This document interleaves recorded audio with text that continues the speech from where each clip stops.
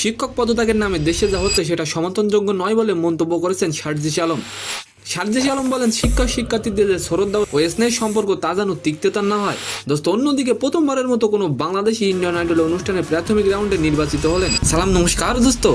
30 August সন্ধ্যায় নিজের ফেসবুকে সার্জিস আলম লেখেন, শিক্ষক পদত্যাগের নামে সারা দেশে যা হচ্ছে, যে প্রক্রিয়ায় হচ্ছে সেটা সমর্থনযোগ্য নয়। কেউ যদি ফ্যাসিস্টের ক্ষমতা অপব্যবহার করে অন্য শিক্ষক বা শিক্ষার্থীদের সঙ্গে অন্যায় করে, তাহলে নিয়মতান্ত্রিকভাবে আইনের মধ্যে দিয়ে তদন্ত সাপেক্ষে তার বিচার হোক, কিন্তু আইন নিজের হাতে তুলে নেওয়া, মব জাস্টিস করা কখনোই গ্রহণযোগ্য নয়।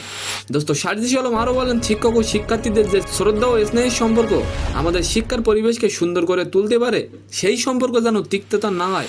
অনেক শিক্ষার্থী হয়তো জানে না যে তাদের ব্যবহার করে অনেক শিক্ষক এই কাজটি করাচ্ছে, আর যারা এই কাজগুলো করাচ্ছে তাদের বিরুদ্ধে আইনগত ব্যবস্থা নেওয়া উচিত।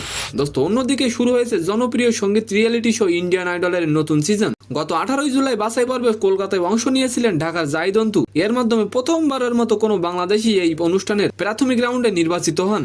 জাহিদন্তু বলেন, প্রথমবার যখন ফর্ম পূরণ করতে যাই তখন ভয় পেয়েছিলাম। তিনি জানান, মূলত তিনি কলকাতায় গিয়েছিলেন ব্যক্তিগত কাজে। পরে তিনি জানতে পারেন কলকাতায় অডিশন হচ্ছে। তিনি পাসপোর্ট দেখে অডিশন দেন।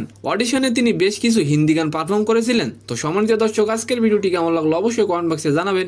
আর ভিডিওটি যদি ভালো লাগে অবশ্যই একটি লাইক দিয়ে আমাদের চ্যানেলটিকে সাবস্ক্রাইব করে দিবেন। ধন্যবাদ।